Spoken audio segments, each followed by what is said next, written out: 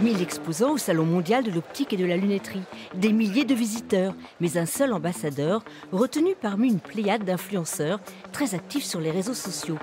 Le choix de Thomas n'est pas un hasard. Il a une bonne notoriété. Aujourd'hui, c'est indispensable de faire appel à des influenceurs pour toucher le grand public et surtout la jeunesse. Je pense que Thomas va avoir un œil nouveau, qui va aller effectivement faire son shopping sur les stands. Il a une multitude de nouvelles marques, de nouveaux produits et donc on compte sur Thomas pour aller nous chercher ces petites pépites. Une chasse au trésor que Thomas a préparée, car influenceur, c'est un vrai métier.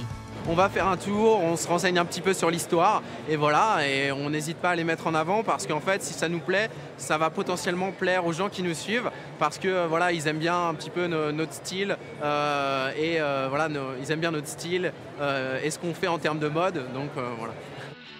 Et les sollicitations ne manquent pas. Toutes les marques veulent travailler avec le jeune Normand. Après le salon, direction les États-Unis, où il y a 2 ans, Thomas a été désigné comme le meilleur influenceur du mois par le magazine CQ.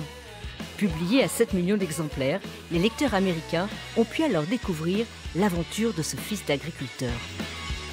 Alors pour moi, l'aventure américaine, ça a été une chance incroyable de partir aux États-Unis. Ça faisait des années que je voulais y aller parce qu'en fait, je m'étais rendu compte que toutes les grandes entreprises dans le domaine du marketing étaient américaines. Et je me suis dit, Thomas, il faut vraiment que tu ailles pour que tu apprennes comment ils travaillent, les techniques de management, les techniques marketing pour devenir, pour essayer de réussir dans ce domaine-là et d'emmagasiner un maximum de connaissances.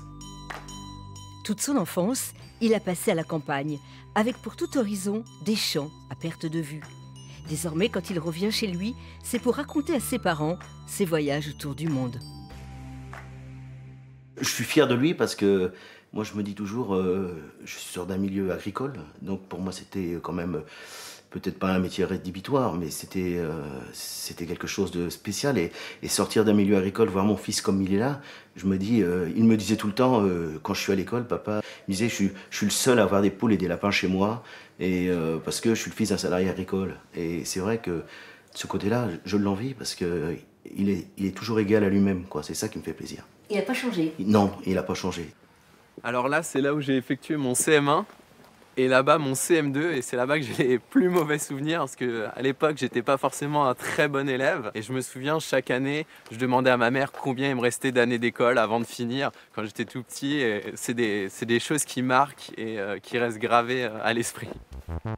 Oubliez les mauvaises notes. Aujourd'hui, Thomas a tout bon quand il s'agit de faire partager son enthousiasme. Là, je suis sur le stand de la marque Abeille, qui est une marque juste incroyable, qui a pour objectif d'aider les enfants dyslexiques à mieux lire. C'est assez incroyable, j'ai testé les lunettes, je vous fais voir ça en images.